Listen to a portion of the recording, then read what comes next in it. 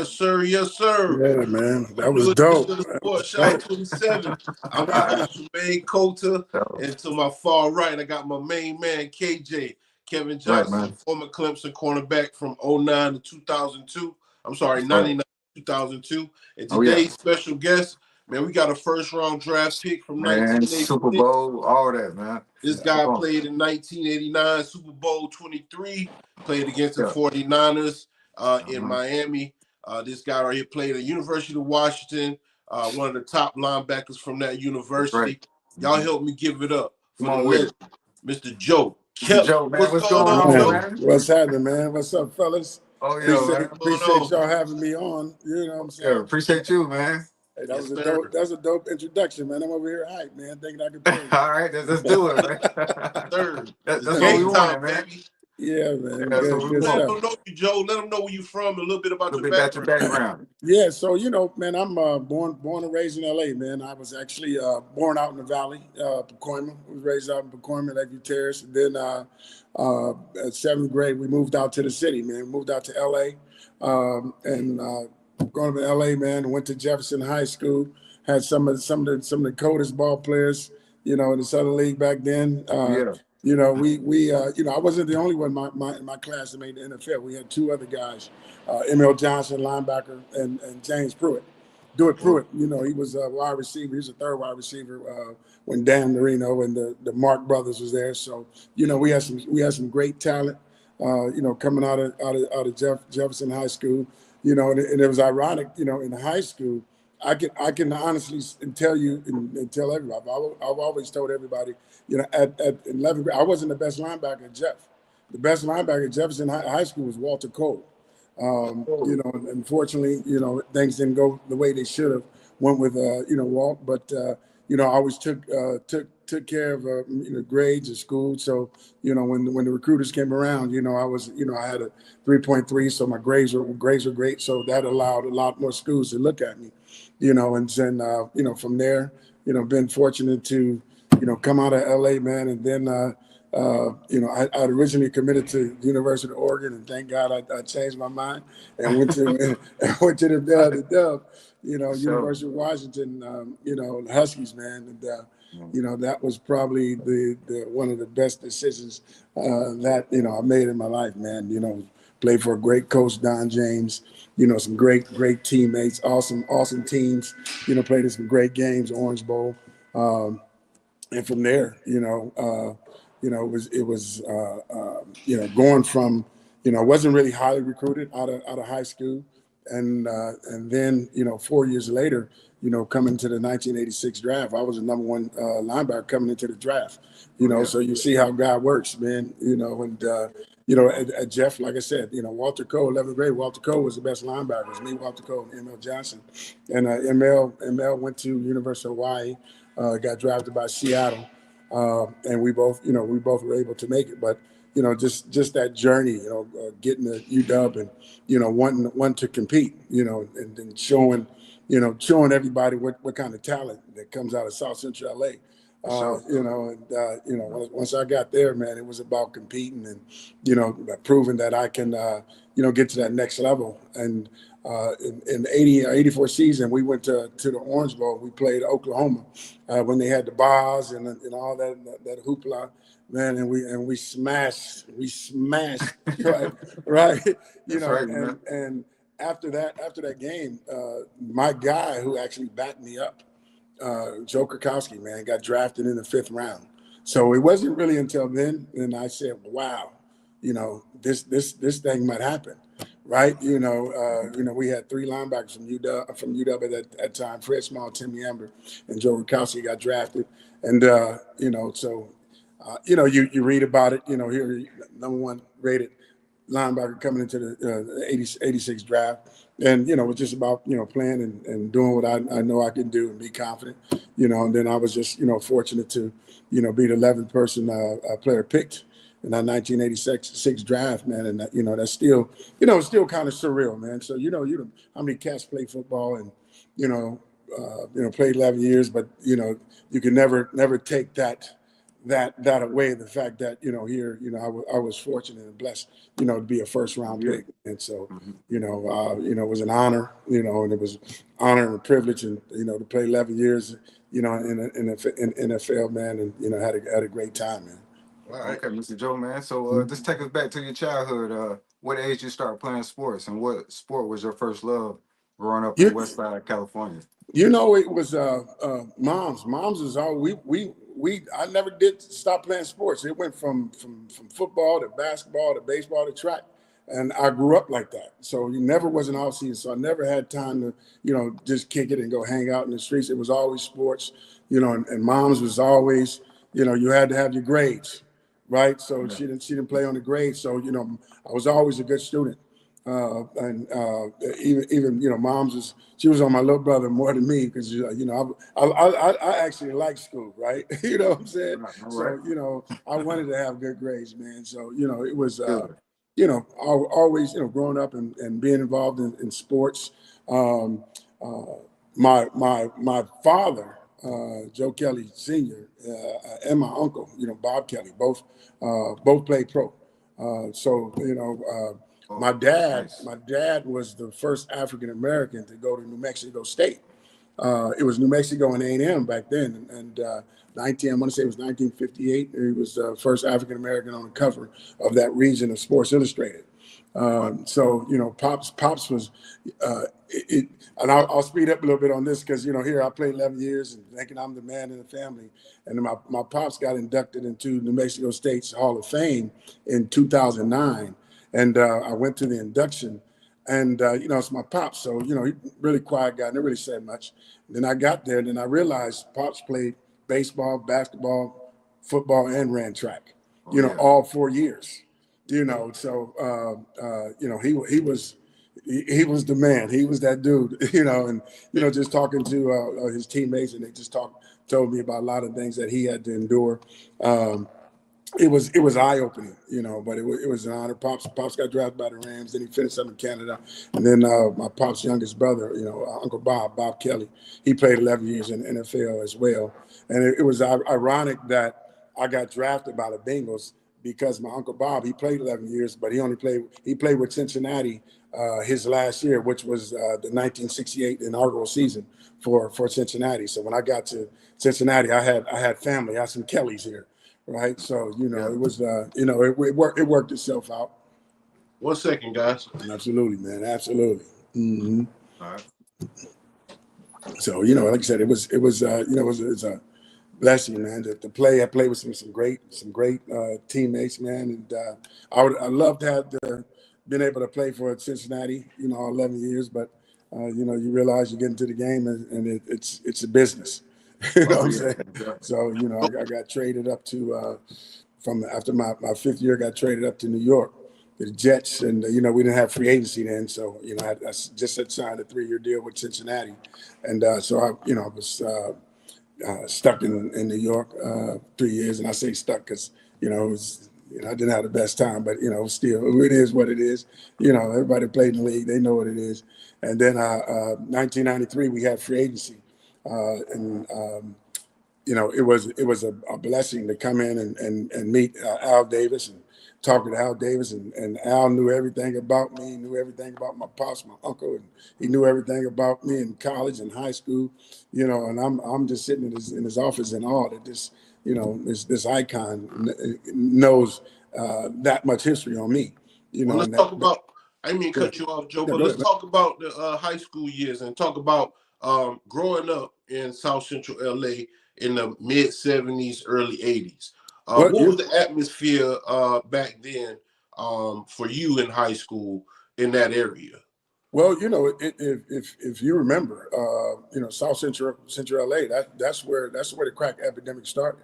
And you're talking about Freeway Rick. That was the neighborhood I was in.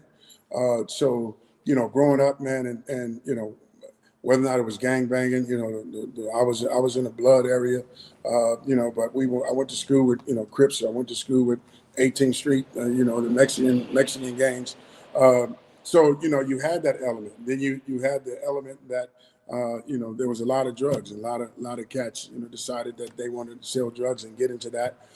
So that atmosphere, that aspect was always there, man. But I just made sure, I've always hung around, other athletes, other guys that were in school, and just avoid that, man, and never wanted to be a part of that. I grew up on my street. On my street we had some of the biggest dope dealers, dope boys in the hood, right? A lot of my partners lived in the Pueblos, and the Pueblos was all that, right? So just growing up in that, man, and just staying focused, man, staying focused on what I wanted to do, and we had a really good team. We had a really talented group of guys. We had a great coach and Coach Littlefield and Coach Arbuckle. Coach Arbuckle was really showed me and talked to me about what college life would be like. And, he taught me, I was just playing linebacker, just naturally playing linebacker, inside linebacker. But he told me and he showed me the scheme of reading guards, reading linemen, run, pass, guard block down, here, all those things, all those fundamentally sound things that you would have to know to go to that next level. So, I had some great teachers, around me, man. So, I was an honor student, man. So I was always, cool. I'm cool with the gangbangers. I'm cool with the dope boys. I'm cool with the nerds. I'm cool with the teachers. So it was just, that desire. Football. Football was my first love. Once I got to high school, I only played. I didn't play all four sports. I just played baseball and football. So I played, baseball. I was junior year, as a league MVP in baseball, and then I wound up getting a scholarship. So my senior year, I quit baseball to focus on football. So there was once I got the scholarship to UW, there was nothing else. There was no other focus, but football and, graduating and, getting prepared to, go up there and UW had just, my senior year, they beat Iowa 28-0 in the Rose Bowl. So, and then they had all the linebackers were returning. So, I knew, I was going to a situation where I could learn off some guys, and I was excited. But Jefferson High School, man, it was great. I still are class '82. We're still tight to this day, and hanging out and talking to each other. So whenever I come back home, connect with some of my guys. I got a couple of my classmates that are, they're female. They're diehard Steeler fans. They come up here every year, Cincinnati, root for the Steelers, man. Shout out to Michelle. And they come out. So we still have that that connection to high school, and some of the folks I grew up in Pacoima, Dorman Jones, and bunch of guys, still Dorman was my best friend growing up, and to this day, we still obviously there's the distance, but I know that he still feels the same way about me as I feel about him. So those connections that you make growing up, and wanting and seeing everybody become adults and succeed, in this thing we call life, man. All right. Mm-hmm. Okay, Mr. Joe. So tell me who is the competition in high school playing football? So in high school, it was Fremont. It was Fremont. Fremont had Fred Small, and Fred Small was the reason that I went to UW. We had Fred Small, who was the LA Player of the Year, tight end linebacker, wound up playing linebacker at UW and played for Pittsburgh and San Fran before he became a police officer in Inglewood Police and Anaheim Police. They had David Fulcher. I don't know if you guys remember who David Fulcher is. Faux Rock, Arizona State alum, Arizona State Hall of Fame. And it was ironic. We played against each other in high school, college, and we wind up being drafted by Cincinnati at the same time. So I would say Fremont and Van Nuys, man. Van Nuys High School. Van Nuys had a lot of cats from the hood, right? That sent a lot of cats that could have and should have went to Jefferson in our neighborhood. They went to Van Nuys, and my junior year and my senior year, man. Man, we had we had the best team. At the best team. And my junior year, we playing Van Nuys in the semifinals, going to the city championship. We up, I think we were up 32 to 18, man, with 6 minutes to go in the game, had the ball, and we lost. We lost 33 to 32. And my senior year, you know, same team, Van Nuys in the semifinals. We lost to them 2021, man. So. You know, it's still with, you know, Quante Hampton. We talk about it all the time. He went to Van Nuys University of Oregon. You know, he gives it to me every time we start talking about, you know, high school, man. But you know, those two are, are really, you know, big rivals in high school. All right. So let me ask you, you talked about, did y'all make it to the state championship or semifinals and playoffs? We made it to the semifinals my junior year and my senior year. My sophomore year, Jefferson, they were favored to win city, but literally the day of the first playoff game, we got disqualified. Somebody said that we had a player that came from Locke. We had 2 guys that came from Locke, and they weren't in our district. They shouldn't have, you know, they should have stayed, not played the first, you know, 3 games or something like that. And, you know, literally, I'm saying everybody's dressed, ready to go play the first playoff, and sitting up there, and they get the notice, man, that Jefferson was disqualified. So, you know, it was unfortunate because, you know, all sophomore year, you know, junior year, senior year, we have the talent to win, but like you said, on any given Sunday, you got to go out there, man, and make it happen. You know, even though we may, you know, felt we had the best team, you know, unfortunately what happened in sophomore and then my junior year, senior year, man, we just we didn't get it done. We had opportunities, you know, to get it done, and you know, it's something that never goes away. Never goes away, man. I just turned 60, man, and I'm still mad. All right, man. Happy related. Yeah, for sure, man. Hey, so talk about the recruiting process. I know you chose to go to Washington. What other schools was looking at you at that time? So, you know, like I said, Walter Cove was our junior year. Walter Cove was the biggest group. We had a guy named Andre Harris who he was getting recruited by everybody. So a lot of schools that were coming, watching Jefferson, were coming to Jefferson because of Andre. You know, Andre, baseball, basketball, you know, started 10th, 11th, 12th grade, you know, great athlete. So a lot of us were able to get looks because schools were coming to watch him. Then our 11th grade got a little better, and then my, you know, senior year, you know, I was pretty good. I was breaking that hat, man. I was breaking that hat, right? So, but you know, going into my senior year, I wasn't, you know, I was getting letters from, you know, Weber State, Wyoming, you know, Chico State, you know, stuff like that, and you know, growing up, man, I'm watching college football and USC, UCLA, you know, Ohio State, Michigan, and you know, I'm playing on Saturday, man, on ABC. You know, I gotta get there, man. So you know, no disrespect to those schools and players, you know, that went to those schools. Yeah, it's what you wanted. Yeah, I wanted. So you know, I would have been a Bruin or a Trojan, man. You know, that USC was right down the street. We used to jog up. We used to jog up to USC. Oh, you know, man, when our Coach Russell used to take us and we'd work out and jog to SC and come back. So, you know, obviously, you know, growing up in South Central LA, you know, of course I wanted to be a Trojan. Of course I wanted to be a Bruin. But you know, they never made that turn, you know, down Vernon, man, and kept come to the east side. You know, so the SC had recruited a guy named Dexter Levy out of Fairfax. You know, he was a top linebacker coming out in '82. So my senior year, I had UNLV, Hawaii, and Oregon. And Washington, they really wasn't really, you know, recruiting me as hard. They were actually recruiting Andre.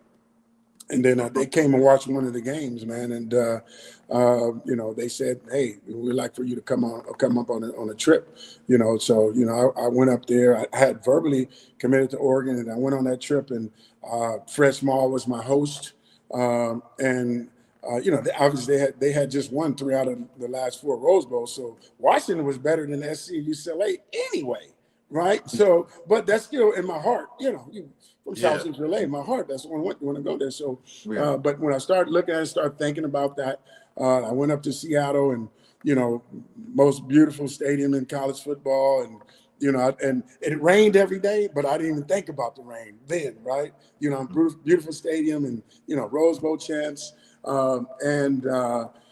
It was, I had verbally committed to Oregon because my grandmother lived in Eugene. So, I wanted to go up there and play at, in front of my grandmother. And on signing day, the day before signing, the coach from Oregon was there. We were talking. And then that night, man, I couldn't sleep because I couldn't get it through my head that if I don't go to Washington, it's going to bother me. Right, it's going to bother me the rest of my 4 years. But if I go to Washington, it ain't going to bother me if I don't go to Oregon. Right. So that morning, Coach Al Roberts and Trent Walters, they showed up. They showed up at the crib, man, about 7 o'clock in the morning. As soon as they walked in, man, I already knew, man. Where's the dub hat? Give me the purple shirt.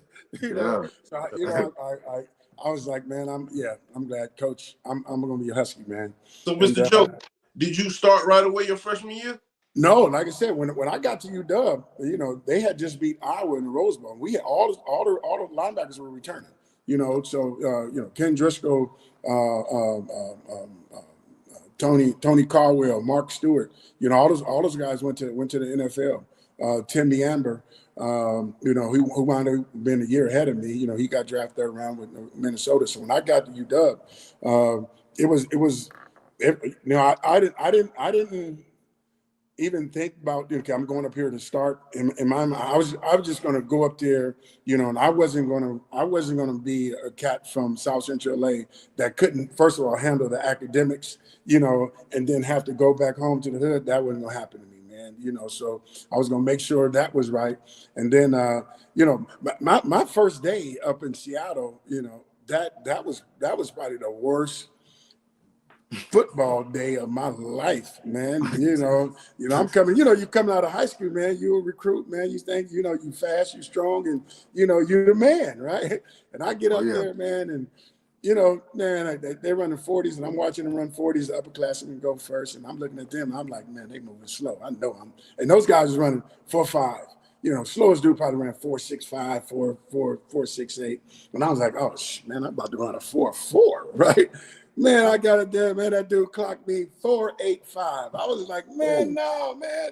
Right. Yeah. So I go and then I'm devastated, right? Then you got to go, do 225, right? And those guys, well, we had the bench for Max, right? And those dudes are doing 450.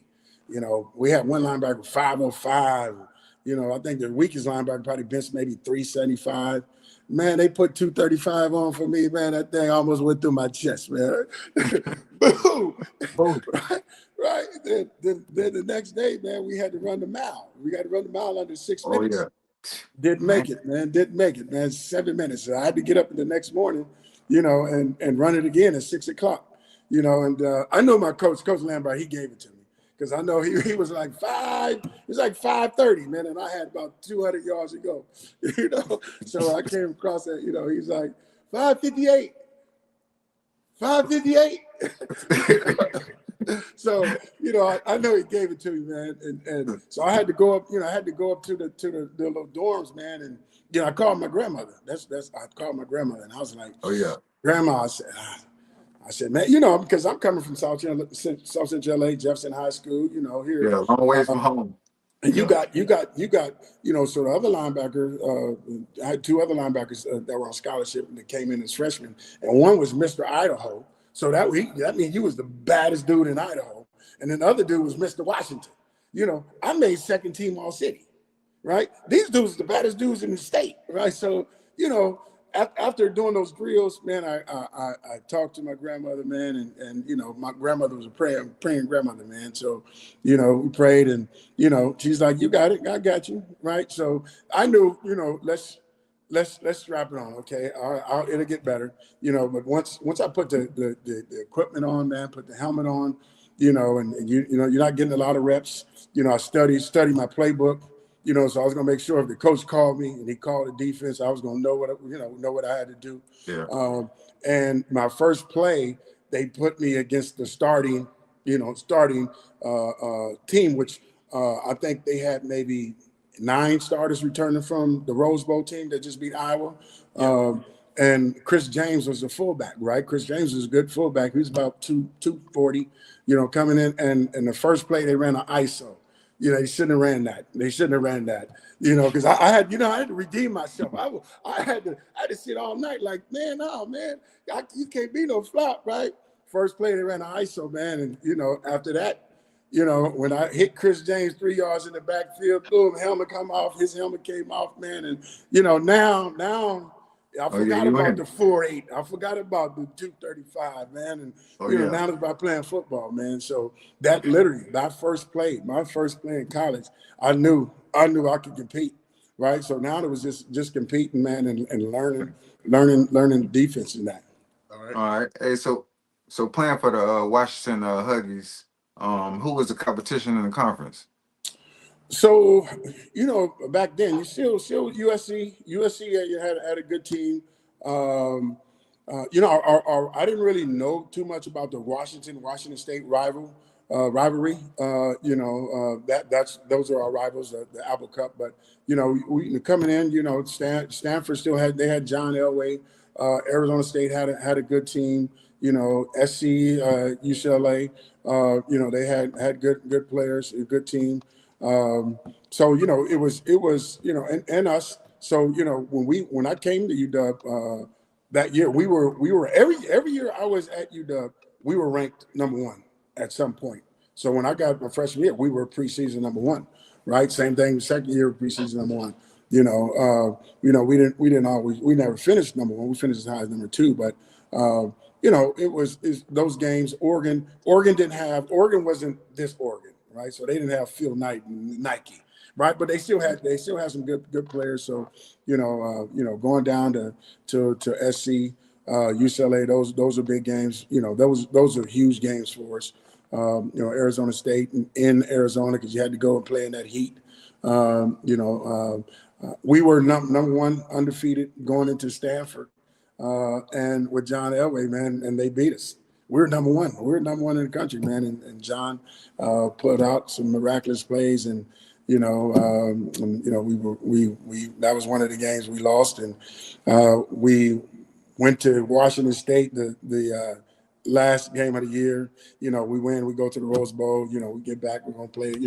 I think Ohio State was Ohio State or Michigan, and we lost to Washington State. Washington State had won 2 games, right? So that's just tell you how the rivalry. Now that just okay, this is a rivalry. So, it was always Washington State was always our biggest rivalry, but SC, UCLA, Arizona State, Stanford and Cal, they all had a decent team.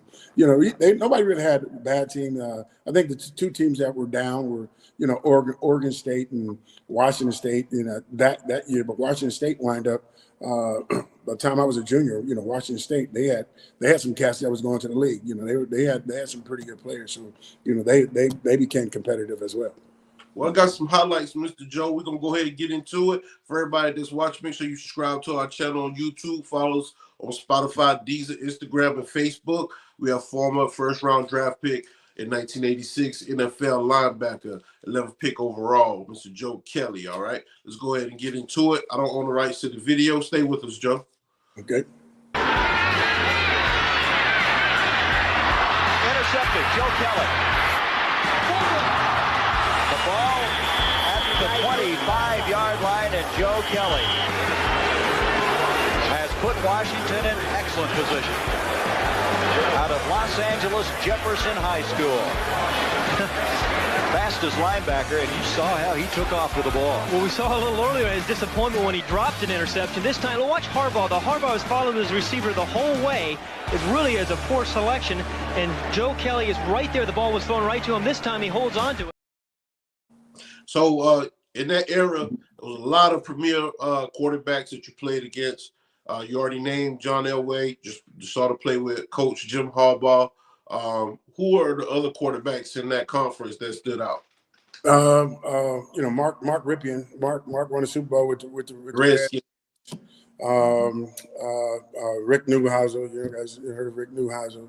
Let me think of the quarterbacks back. Who was Oregon? Their quarterback. I can't remember his name, but Chris.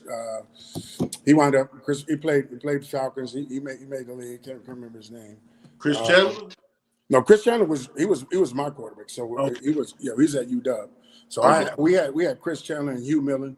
I played with Steve Pallor. Steve Pallor was my quarterback that when I first got there, he played with the Cowboys. And then Hugh Millen and Chris Chandler were my two quarterbacks going into my senior year. Hugh both of those guys, all those guys played. I think Chris Chandler played 18 years and Hugh played 12, 13 years. Pallor, he had a good career. He had a good run with the Cowboys.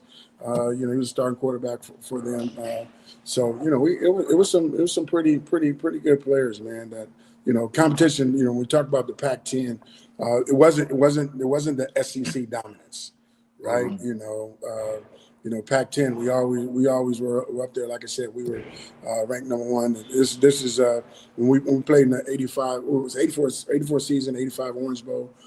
This one, Miami and them were about to take off. Yep.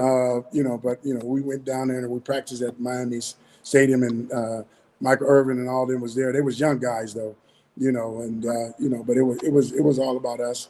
You had Oklahoma and Nebraska. They were some of the top teams. Back then. South Carolina that year actually, they were ranked number one, and we wind up losing to SC. And South Carolina wound up losing to the Navy, Wow. and knocked them out. The Navy had Napoleon McCallum, and he ran on them all that day. So, never got a chance to play against Bo in college. But that we didn't, back then, man, it wasn't about SEC and Alabama and Auburn and all that, man. It was Pac-10, and Big Ten. And the Big Eight, with Nebraska and Oklahoma. All right. All right. Hey, so playing linebacker on the college level, what do you enjoy the most about the position?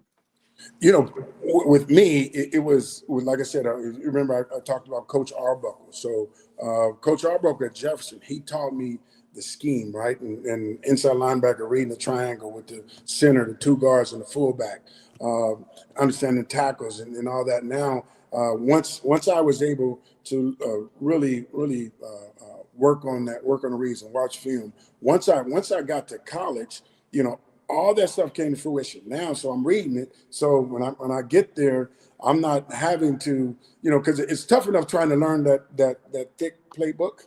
Oh, right? yeah. Yes.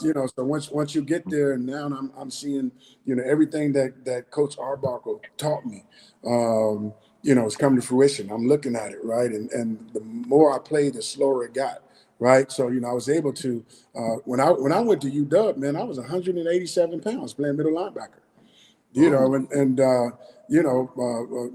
my sophomore year I wound up starting, but, I was 195, but I was now my 40 wasn't 4.8 no more. Oh no.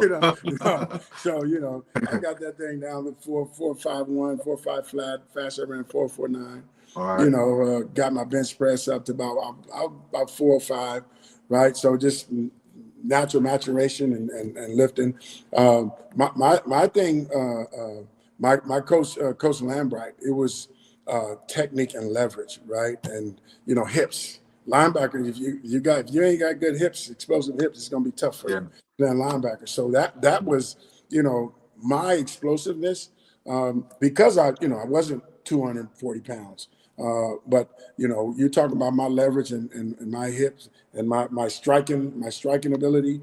I didn't, when I first got to college, now you're seeing everything, because the biggest dude on my high school team, Big Mike Moore, Mike was 6'4", 270, and he was a giant, right?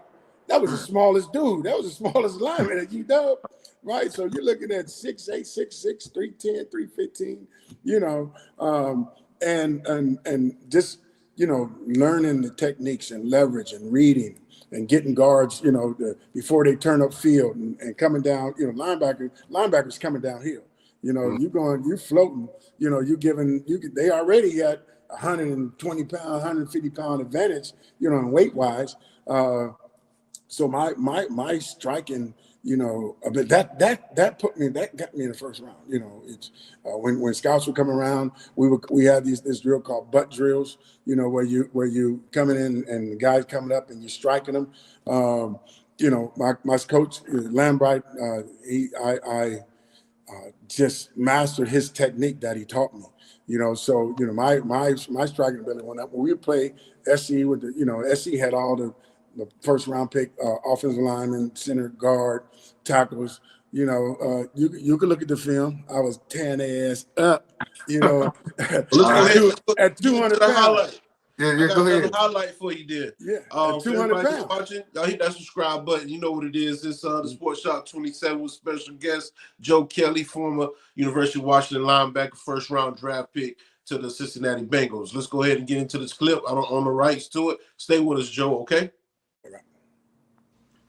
A lot of words will be written and spoken about tonight's Orange Bowl game, but probably as much attention will be given to the longest penalty given a wagon in bowl history as anything. And Brigham Young's probably sitting at home just licking their chops. yeah. I don't think there's any problem as to who will be number one.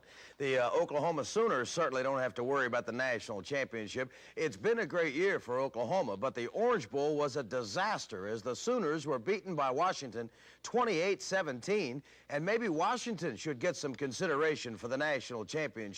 The Huskies stunned the Sooners for 2 first-quarter scores. The first one came on this 29-yard pass from Paul Securo to a wide-open Danny Green. Washington led 7-0. Later in the quarter, Jacques Robinson broke loose for 13 yards down to the Sooner 1. Robinson also got the touchdown. But the Sooners came back in the second quarter as Danny Bradley scored from a yard out. Then on the final play of the half, Bradley threw a strike to Derek Shepard, who raced 56 yards for the score, and at halftime the game was all tied at 14. No scoring in the third quarter. In the fourth quarter, Bradley got loose on a 12-yard run to the Washington 26-yard line. The drive stalled. Tim Lasher came on to hit a 35-yard field goal to give OU a 17-14 lead. But Washington came right back, and when Hugh Millen hit Mark Pattison from 12 yards out, Washington had the lead 21-17. Just moments later, the Sooners were deep in their own territory. Bradley had his pass tipped by Ron Holmes and intercepted by Joe Kelly. It did not take long for Rick Finney to take it in from 6 yards out, and the Huskies led 28-17 with less than 5 minutes to go. There was no further scoring. The Sooners end their year with a record of 9-2-1. Bob Berry Jr. is standing by live in Miami, so let's go to Bob Jr. and get his reaction to tonight's Orange Bowl.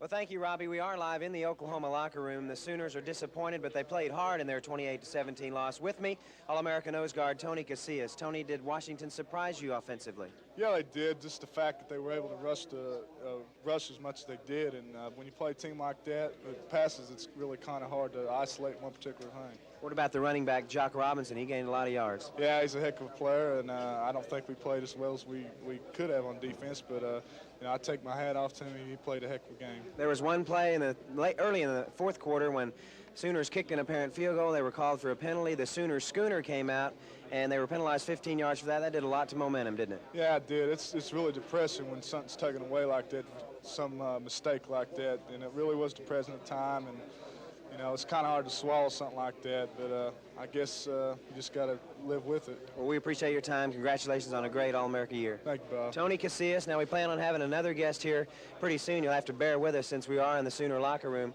as we're looking for Oklahoma quarterback Danny Bradley. The national media is just now starting to pour in here, and we'll just have to bear with us. Oklahoma losing 28-17. Washington probably gaining more yards offensively against Oklahoma than any team this year. Jock Robinson had a lot of yards. Danny Bradley's on his way over. Robbie, bear with us. We'll have him over here in just 1 second. Washington finishes the year 11-1, their best record since 1925. Danny Bradley's now on his way. Oklahoma finishes 9-2-1. Who will be number one? Barry Switzer gave his vote to Washington after the game was over, and we'll find out tomorrow at 6:30. Here's Danny Bradley coming on in. He's disappointed, Danny Bradley, but we appreciate his time. Danny, a couple quick questions. We'll let you go. It was a tough game, but the offense seemed to have problems with turnovers. What caused them? I don't know. We just didn't play well. We, I guess, had our minds on the national championship too much and didn't do what it takes to go out and beat Washington and prove people we are a good football team. Was their defense one of the best, if not the best, you've played? Sure, they one of the best. I've said all along they was probably one of the best, better than any defensive team we played all year. They certainly have good players and good coaches, and they showed it tonight that they're a good defensive football team. Danny, you had a great career at Oklahoma. It's a bad way to end, but I'm sure Sooner fans appreciate your effort. Did you feel this was a good game individually for you or not? No, I didn't play well. None of us play well. We all tried, and like I say, we thought too much on the national championship and really didn't take care of our business.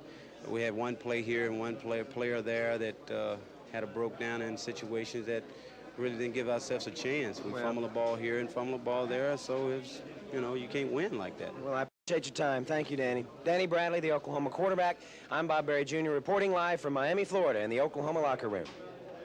Thank you, Bob Jr. Job well done. The bowl game endurance test today started in Dallas with the Cotton Bowl. Boston College against Houston.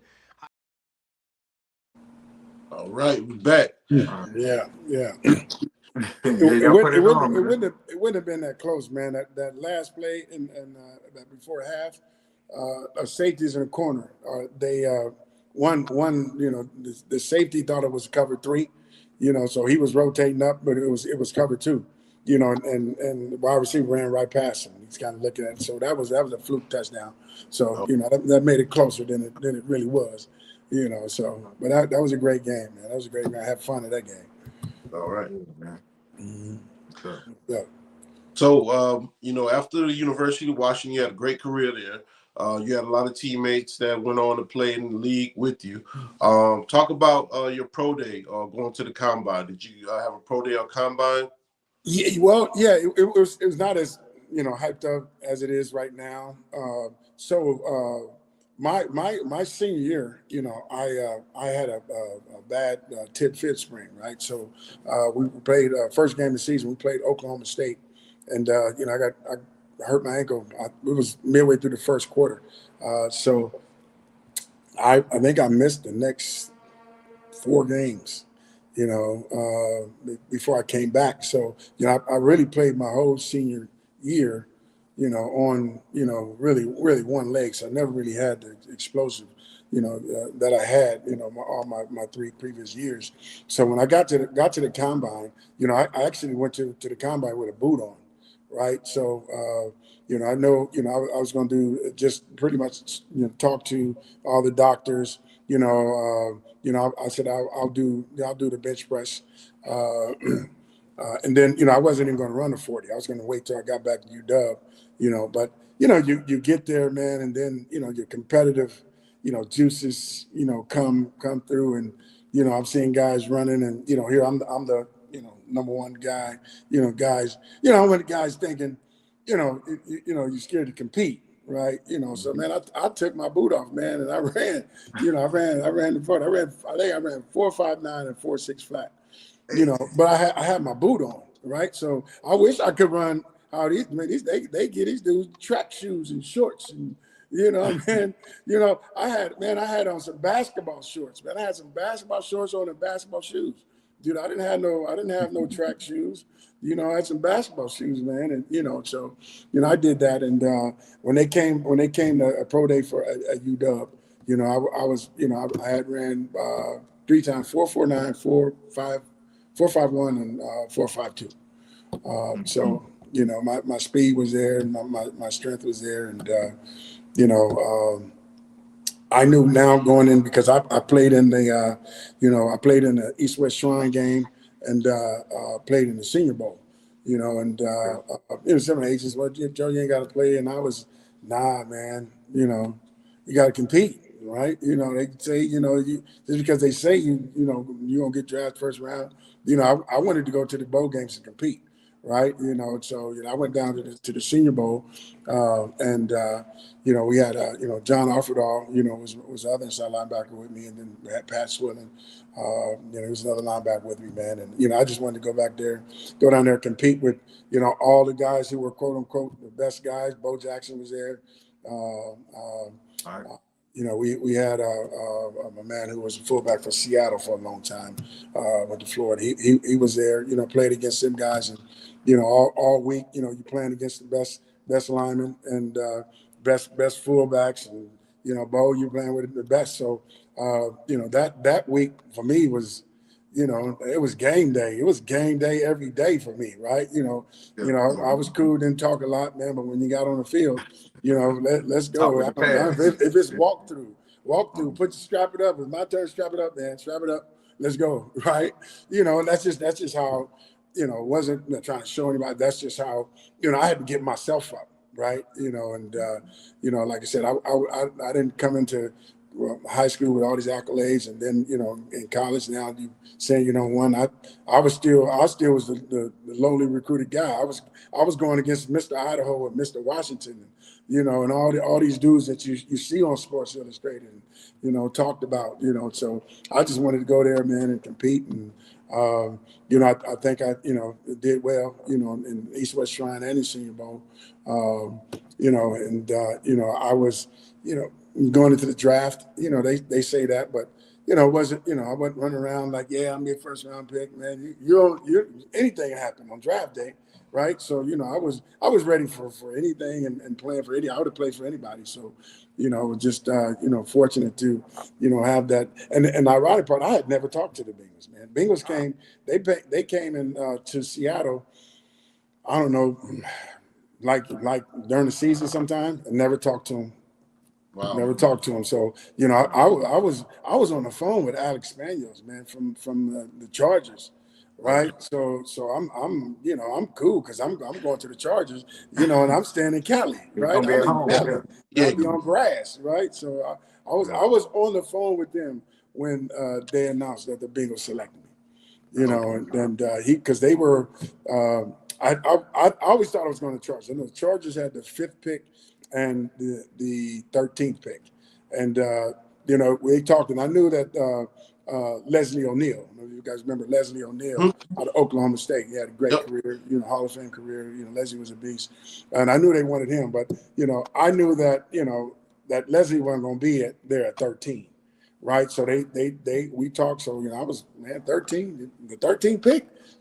What So I was cool with it, man. They wind up taking Leslie, and then I was on the phone with them, and then they announced the 11th pick for the Bengals was Joe Kelly, and the owner Spanish, he said, hey man, great guy, good luck, know you're gonna do well. Well, let's take a look at that moment right there. So I got a clip of that.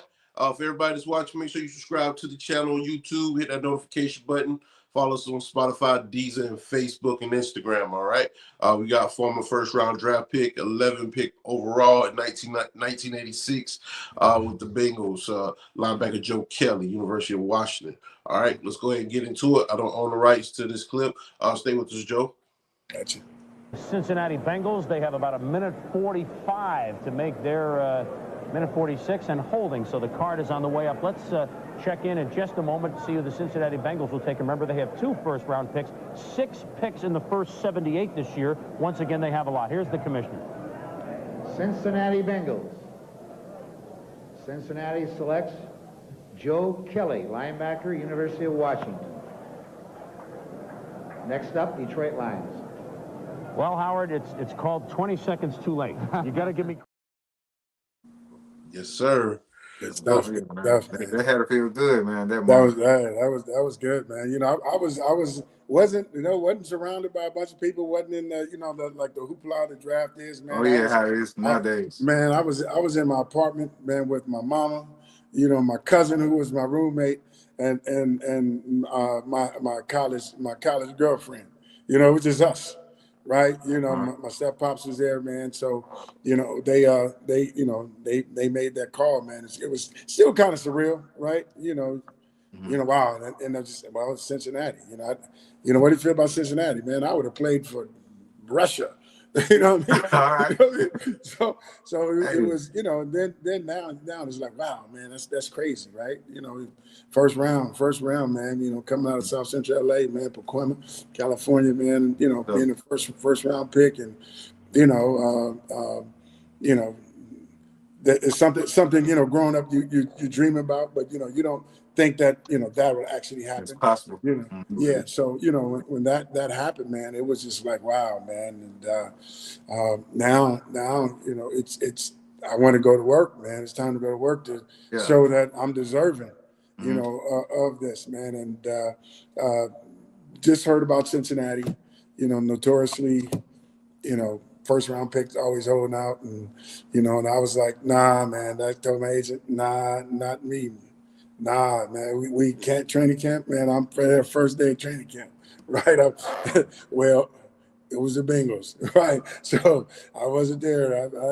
I missed all the training camp, man. And you know, it's you know, it's because now you're learning the business part, right? You know, I told my agent, like, look, man, you know, I don't want to come in. I went to mini camp, you know, met some great guys, you know, Anthony Munoz, Reggie Williams, you know, a lot of Eddie Edwards, Ross Browner, you know, Chris Collinsworth, me, CC that was my roommate. You know, you got all these guys, you know, James Brooks, you know, all these, you know, great, you know, Max Montoya, you know, Rodney Holman. You had some great, you know, players. Tim Krumrie, who should be in the Hall of Fame. You know, you have these guys, and you know, Reggie Williams kind of, you know, opened his arms, man, and welcomed me in. So, you know, I was like, bro, I'll be here. I'm not holding out. I ain't that dude, right? And then, you know, it becomes the business, and the agent's like, well, dude, you can go in, you know, but they're offering the second round pick more than you. And I was like, you know, what? You know, how is that possible, right? You get drafted, you pick me 11th, right? You know, just give me the money that, you know, what the average player is making, man. So, you know, Lewis Billups was our second round pick, cornerback, and they literally they were offering him more than me because he was a corner and I was a linebacker, and I was like, man, I'm not gonna do that, you know. So, you know, my agent kind of talking, and it was just didn't make sense. Right. So, you know, unfortunately, I wind up. I didn't sign, man, until right after the last preseason. When I came, that was the night of the last preseason game. So, you know, wasn't able to get off to the start, you know, that you dream of. You know, now I'm playing catch up, man. Now you're trying to learn a defense. A pro defense, which is a little more complicated than the NFL. I mean, than college. Yeah. And the game is a lot faster. So, you know, you go from high school, you know, and you're the fastest, you know, you're all this, and then you get to college, then everybody's fast. And then once you go to college, now the game's going to slow down to you. And by the time my junior year, senior, the game is slow. Right, and then I get to the NFL. You know, you got to understand, because you get to your college, it's the baddest of the bad, right? Then you get to the NFL, it's the baddest from Oklahoma, the baddest from Alabama. Yeah. You know, and you going to play against the people who was already the baddest, right? You understand that this dude was the second and third best. This dude was the baddest offensive guard in Iowa history, right? So you playing every year. Those are those type of guys coming out. Right. So you get there, and, you know, my first year, it was, you know, learning, first, I think I didn't start until maybe week 7, you know, but it's trying to learn the game, and just like, wow, everybody's big, everybody's fast. Right. So, and in the same time, you know, you're trying to learn a defense, and, you know, it's hard to play when, you know, here, I know the playbook, but I know when somebody goes in motion, it changes everything. Right, you got one motion, fullback go in motion, your flanker go in motion, you know, tight end adjust, everything's adjust, right? So as an inside linebacker, you got to make the calls, right? So you're trying to make calls, and at the same time you're trying to play, you know. So the game, you know, initially the game was so fast to me, right? And then, you know, as the season went on, you know, getting more comfortable, you know, with our offensive scheme, and now I'm kind of, catching up, with the NFL speed. But at the same time, it's a much more physical game, right? And everybody. So SC at college, SC had all the big linemen, right? But even some of the non-linemen from SC were not as big because they were even bigger, at this level. And then you had guys who were big, fast, and strong, and you playing, against, linebackers who, back up. The dude is backing me up. He was the baddest dude from New Mexico, the best linebacker in New Mexico history, like the history, right? So this dude can play. Then you get there, man. Everybody's talented, right? And now it becomes mental, right? Because you're never going to be the biggest, the fastest, the strongest dude, right? But my edge, man, nobody's going to outwork me. Nobody's going to, when you're learning the playbook, I don't care what they call, I'm going to know what I'm going to do, what I have to do.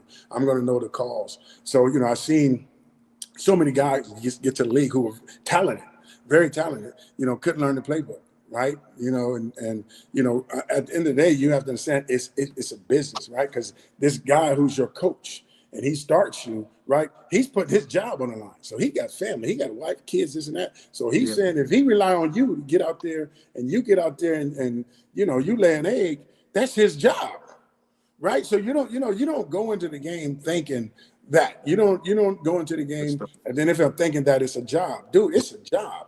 Right, because now I get here, I'm a rookie, man, and I'm having a good time, man. I got a couple ducats in my pocket, right? I could buy some nice clothes or something, right?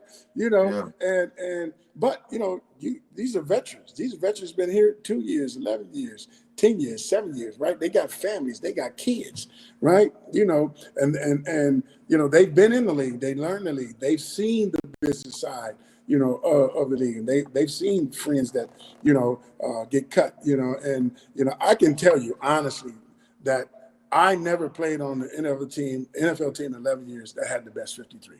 No doubt. I've seen dudes get cut and I'm just like, what? You cut him and kept him, right? But it's about him learning the playbook, but it's like that coach. That coach may have liked him better, may have liked an aspect, but this dude runs circles around this dude. Right, I played on teams that guys are starting, guys are making all pro, and they wasn't better than the backup, and I put that on everything, right? On everything.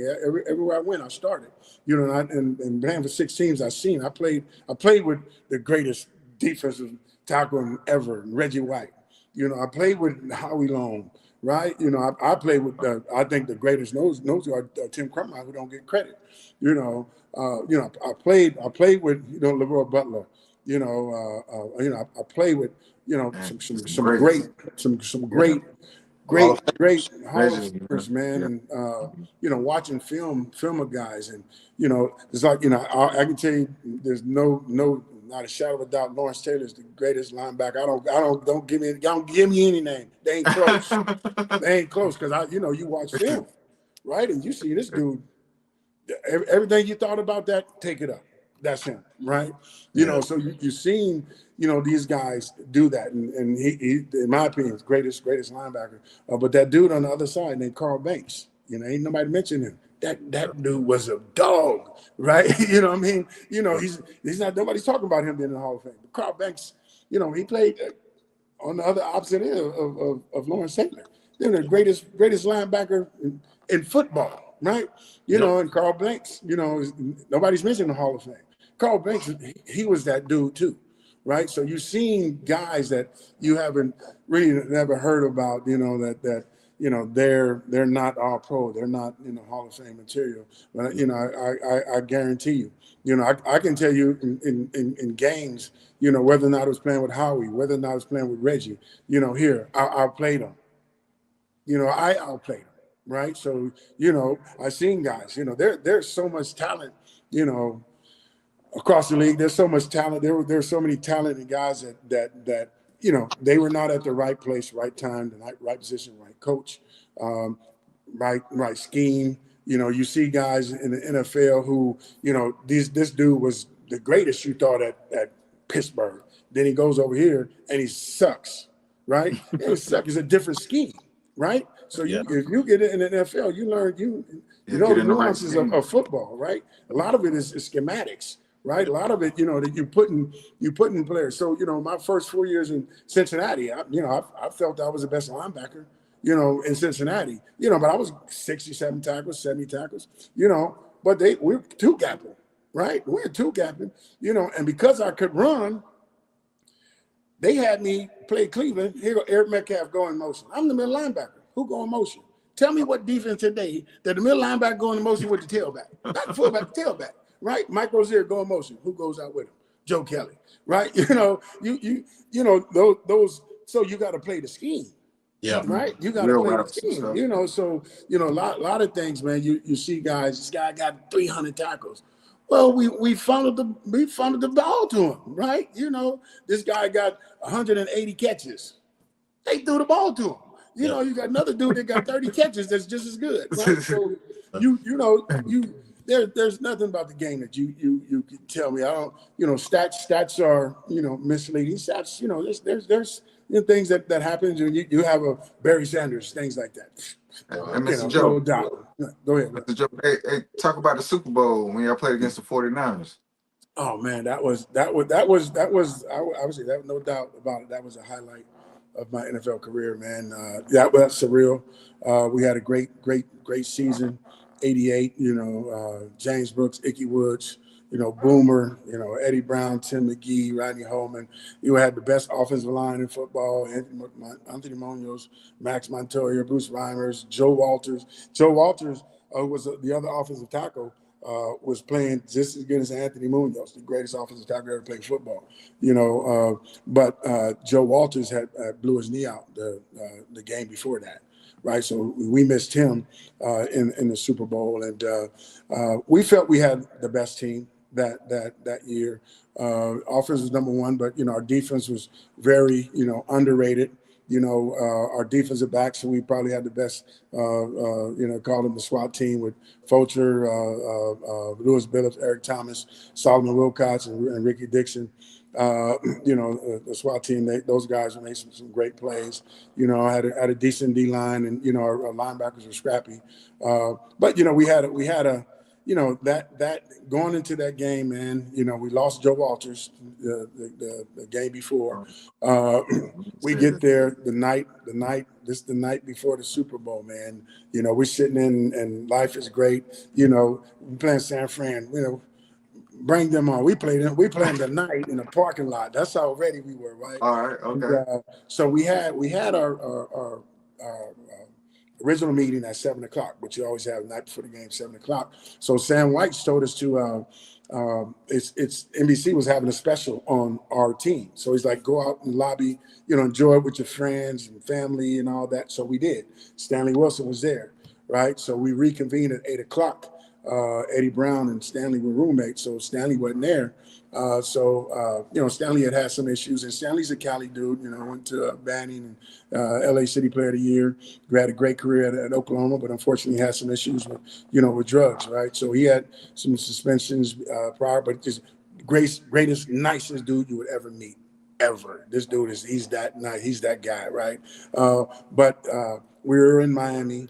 We're in Overtown. It was Overtown riots. We hanging out. You guys don't go to Overtown. How you gonna tell a dude from South Central LA not to go to Overtown, right? So we come in because it's our folks, our people, and they treated us. Nothing happened to us in Overtown. They treated us like kings, man. So we, gave them a lot of respect and did a lot of events, and brought money to their events. But that night, unfortunately, Stanley relapsed.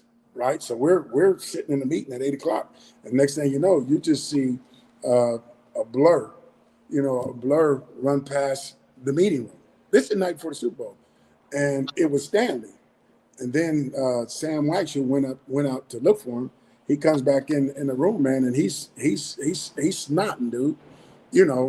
So he is snotting, crying, right? And so our mood changed from let's play like what just happened. Right, and he's like, unfortunately, we're not going to have Stanley tomorrow, right? He relapsed, right? This is the night before the game, man. So they stopped our meeting, and he just said, "Go, let's go and try and enjoy your family. We got a big game to play in the morning." And by the time we finished our meeting, you had the news, every news outlet. Hey, so what do you think about Stanley? You're like, how y'all know that quick, right? So our whole lobby. So they kind of now they kind of blocked it off, and the families had to leave because they had to block it off from the media, right? So this was this is the night before the Super Bowl, dude, right? So we got our wits about us, right? So we get out there, man, and we're playing against the great Joe Montana and all those guys, and we're playing. We played in base defense the whole game. First quarter, unfortunately, Tim Crumry snaps his leg. This is our best defensive player, right? I got some clips for that. I got some clips. Yeah, he snaps his leg, man, and that was a tough blow, man. Even though David Grant, we call him Big Daddy. He was Big Daddy for the other Big Daddy. Big Daddy came in and balled out. He balled out. But still, you can't replace a Tim Crumry, right? So that happens, and we playing. We're holding a great offensive team. Jerry, right? Jerry had his. Jerry was Jerry, right? Jerry's Jerry. And you get great Joe Montana. Man, Joe threw the ball right to Lewis, right? Billups. If Lewis catches that interception, game over. We win the Super Bowl, right? That's how it happens. You go down that drive. The last drive was the first time we went dime. We had played base. We had them second and 21, and we went dime. So we had played base. They still had Brent Jones, Roger Craig, Rathman in the game, and LeBeau decided to go dime. And I was a third-year guy. I was trying to look at Reggie Williams like, man, you tripping, man. The dime, what you mean, man? Shit got Brent Jones. We can cover them. We can cover that. We said all that, right? But coach changed the dime, 22 yards, and they just walked. And we, that last minute, I was on the sideline. The last minute, man, they had the dime in, and they marched down, man, and John Taylor caught the touchdown, but 30 seconds, 36 or whatever it was, and that was heartbreaking, man. That was heartbreaking. We got some highlights of it. Highlights we want to show of that game. Okay. For everybody that's watching, make sure you subscribe to our channel. We're gonna show the clip of the Super Bowl 23. Stay with us, Joe. Okay? Gotcha. You don't want him to sing for your team because every time I pick a team and I do the anthem, I lose. Yeah, they've always lost. In the locker room, Bill Walsh was preparing for the big game the way he always did. I took a little nap. If you want to demonstrate to the players you're totally at ease and totally relaxed and ready to go. Walsh's adversary in Super Bowl 23 would be his longtime friend, Sam Weiss. I'm so nervous I just wet myself, and don't do the other. Weiss had been an assistant on Walsh's original 49ers staff and helped groom a young quarterback named Joe Montana. In a wild Super Bowl, Montana tied the game at 13 early in the fourth quarter. And right at the touchdown, 49ers has another great throw by Montana. 3:38 is the time remaining, so it'll be about a 40-yard attempt. The Bengals regained the lead on a Jim Breach field goal. Long enough, and it is Joe Breacher! And with 3:20 left to go, the Bengals take a 16-13 lead. Walsh would have to go the distance for the win. The 49ers' last drive started on their own 8-yard line. The 49ers have a long way to go. Montana back to throw on first down. Throws over the middle. Completes it to Craig. Craig is to the 16. That was Joe Montana at his best. Montana again is back to throw. A little dunk over the middle. Caught by John Frank, and that'll be a first down. Montana with a first down. Two receivers near side. Joe back to throw. Steps up. Throws. Out here for Rice. He has it. Midfield goes out of bounds. Two wide receivers near side. Montana to throw. Completes it up the middle to Craig. At one point, Joe looked at me and gave me a timeout signal, and I waved him off. I didn't want to take a timeout there. And he did it again. I waved him off. I had no idea he was hyperventilating. Montana trying to drive him the length of the field here with the game in the balance. 16-13, the Bengals lead. Montana back to throw. Throws over the middle. A fight. Gets right into the 20. He's down to the 19 for a first down We were all extensions of each other. Everyone had different roles they had to play. 52 seconds remaining. And that whole drive, we were just an extension to each other. He completed the Craig is down to the 10. 49ers will have to take a timeout. With 39 seconds remaining, Walsh called 20 halfback curl X up.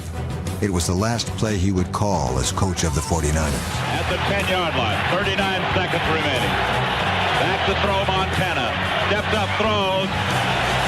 Touchdown, 49ers! For the touchdown! A 10-yard pass. The 49ers have scored with 34 seconds remaining. Montana to Taylor for 10 yards, but they went 92 yards in 11 plays.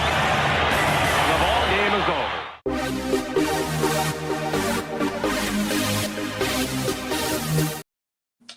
Yes, sir. We back. Running out of time, man. That was agony, man. I love to keep going. I love to keep going, but I'm running out of time. What you remember the most about that game, real quick, and then what is your message to the youth? You know, remember the introduction. They introduced the defense, man, and you know, I was Sam White's always had me, you know, getting the team, you know, fired up. So coming out that. You know, getting introduced as a starter in the Super Bowl was my most memorable moment, man. It was just adrenaline, you know, and the realization that you're playing in the Super Bowl. You know, dude from South Central LA, man, in the Super Bowl, right? So, you know, that was, you know, my most memorable thing about it. You know, just with the youth, man, it's about, you know, being true to yourself and believing in yourself. And understanding there's going to be challenges, right? You're not always going to be the best. You're always going to not be the biggest, the fastest, the strongest, you know. But what God gave us, He gave us all 24 hours, right? And it's what you do in those 24 hours, man. And, you know, it's about putting the work in. You can outwork anybody. You know, you can outwork the most talented dude. You know, a lot of times when you get to that level, you see those guys that reach that level, they're not always the best.